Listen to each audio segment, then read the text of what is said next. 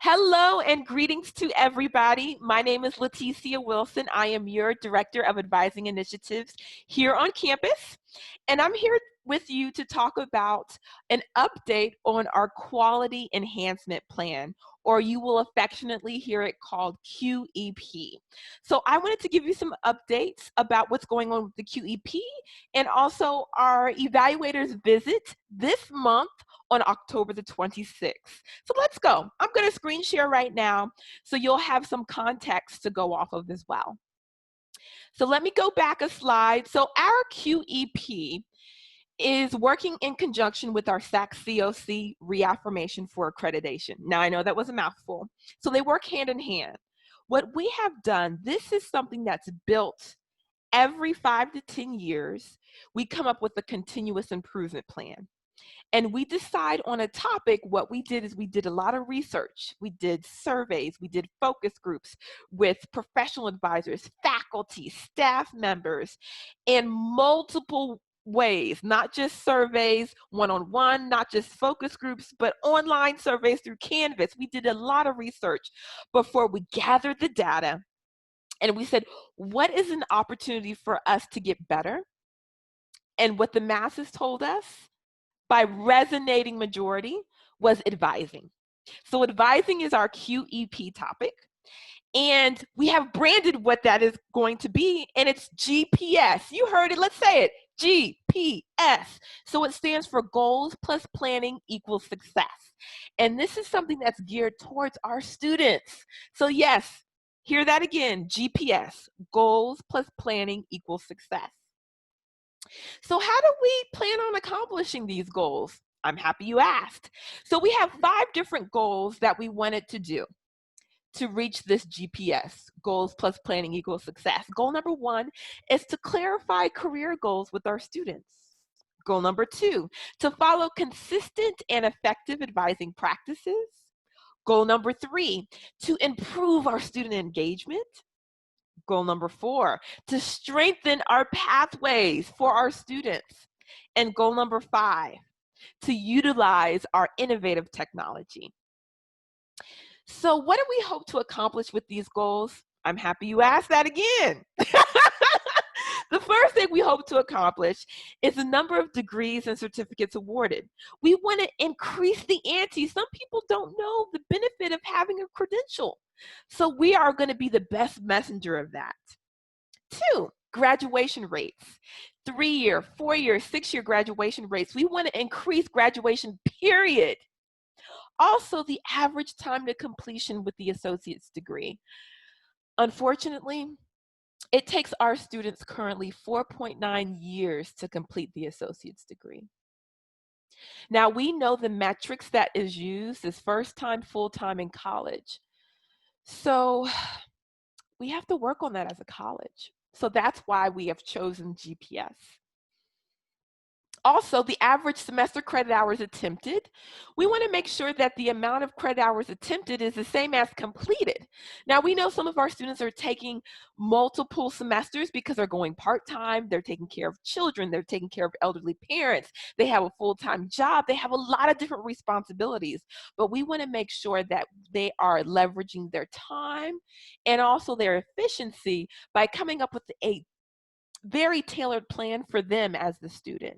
So that way they can not only be enrolled, but they can get through so they can get gainfully employed or to their intent long-term goal. Also, we want to be able to help them transfer to the 4-year because we know that can be kind of crazy. Like, do these classes transfer? How come the rules change? Does a D transfer? So we want to engage the student in those type of conversations, but also we want to help our students with the retention rate.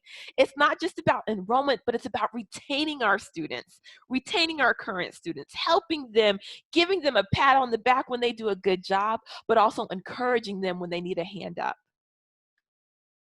So goal number 1, how do we plan on accomplishing the clarifying career goals? 1 is that we're going to update our website. Yes, we are going to update our website, and we are actually in process of that right now. So I'm very excited. So continuously check our website. Number 2, we have purchased EMSI, which is also called EZ, through Project Senda. So this is going to be an assessment piece that'll help us use this technology tool. It's an assessment tool that students can use 5 questions, 10 questions, or 60 questions, and they can take this based off of their skills, their abilities, their likes, and it'll automatically give them information and assessment on their likes matched with what we have to offer here at Del Mar, matched with the career. So it helps our students. It helps our students define that funnel from I'm not sure or I'm kind of sure to really tailored. Goal number 2, consistent and effective advising practices. Now, you know this is my favorite for obvious reasons. My favorite. So we are in the process of certifying faculty advisors. Now, we know that our students typically see a faculty advisor because our faculty have the most seat time with the students in classroom, in labs, in clinicals out in the field. But we also have enrollment advisors that see them once the students jump on board. We also have embedded advisors in some areas, right? Where that's their role, is advising full time. Now, we know advising doesn't happen twice a year. That's registration. Advising happens throughout the year. So we want to make sure that no matter who our students see, whether they be a faculty advisor, an enrollment advisor, an embedded advisor, that they're getting the consistent information. Because we know that there's changes that occur from the feds, from the state. So how can we make sure that we all have the same information?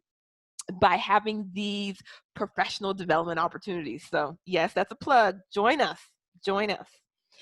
Also, improving student engagement. We want to have regular contact with our students, not just at 24 hours, but at 30 hours, at 45 hours. So we can have these checklists too that will guide us on what conversations we should have. So with a student at 15 credits, we want to make sure that they know how to run their program eval. At 30 credits, we want to just make sure that the students are still on the same track. Are they still aligned with what they want to do ultimately? And at 45 credits, the conversation can be, do you know where you want your next step to be? Have you looked at the transfer guide for that institution? Have you filled out the graduation application? Do you know what your next 2 semesters or 3 might look like? So those conversations will be more intentional from the advisor to the student. And we're also increasing the number of advisors that we have on campus. MAP stands for My Academic Plan, and we have hired 2 advisors so far. Clap for yourself.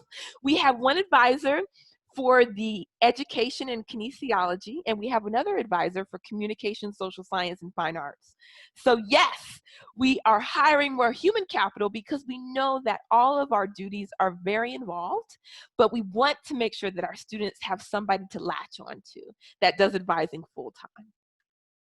Goal number 4, strengthen those pathways. So we know our students may not have the same intent to go to a 4-year university. So we want to make sure that they're either getting gainfully employed, linking them with career development, or we're linking them with their next step, which means a 4-year college or a graduate school.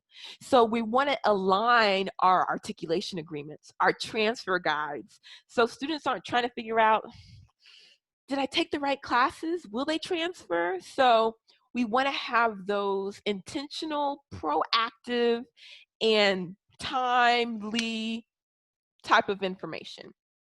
Goal number 5, utilizing advising technology. Now we know currently we have Colleague, and soon in the next year, we're going to shift to Anthology. It's also called Campus Management. And so that's going to be our new student information system in the next year. And also we want to increase our faculty and staff's usage in our predictive analytics tool that helps us with advising called Civitas.